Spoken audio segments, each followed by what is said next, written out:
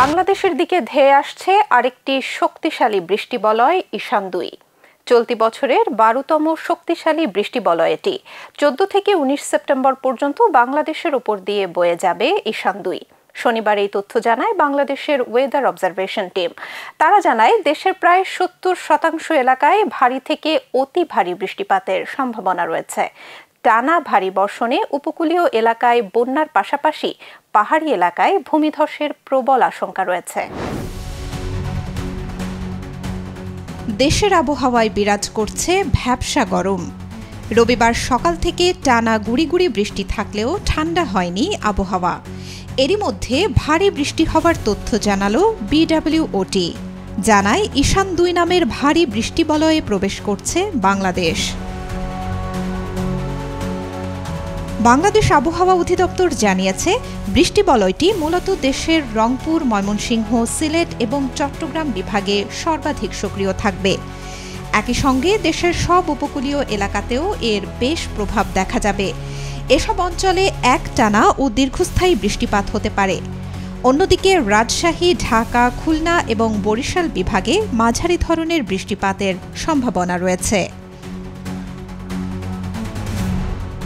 বৃষ্টিবলয়টি ১৪ September থেকে ১৯ September পর্যন্ত কার্যকর থাকবে এবং এর সর্বোচ্চ সক্রিয়তা থাকবে ১৫ থেকে ১৮ সেপ্টেম্বর পর্যন্ত।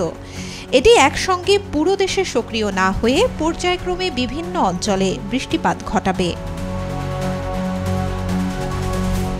ভারী বৃষ্টির কারণে দেশের নদীগুলোর পানি কিছুটা বাড়তে পারে। বিশেষ করে দক্ষিণ অঞ্চলের নিচু এলাকায় ভারী বৃষ্টি এবং জোয়ারের কারণে বন্যার ঝুঁকি রয়েছে। চট্টগ্রাম বিভাগের পাহাড়ি জেলা যেমন বান্দরবান, কক্সবাজার, চট্টগ্রাম, খাগড়াছড়ি ও রাঙামাটিতে ভারী বর্ষণের কারণে পাহাড় ধসের প্রবল আশঙ্কা রয়েছে। এই বৃষ্টিবলয়ের শুরুতে তীব্র বজ্রপাত হতে পারে, তবে পরে তা কমে আসবে। আপাতত বড় ধরনের কোনো ঝড়ের আশঙ্কা নেই, তবে উত্তরাঞ্চল ও উপকূলীয় এলাকায় দমকা হাওয়া থাকতে পারে। বৃষ্টি চলাকালীন দেশের বেশিরভাগ এলাকার আবহাওয়া সহনীয় থাকবে, তবে বৃষ্টি শেষে কিছু কিছু অঞ্চলে কিছুটা ভ্যাপসা গরম অনুভূত হতে পারে। বৃষ্টিবলয় কতটা শক্তিশালী হবে এবং এর ফলে কত পরিমাণ ক্ষয়ক্ষতি হতে পারে তা মূলত এর সক্রিয়তা ও প্রভাবের উপর নির্ভর করবে।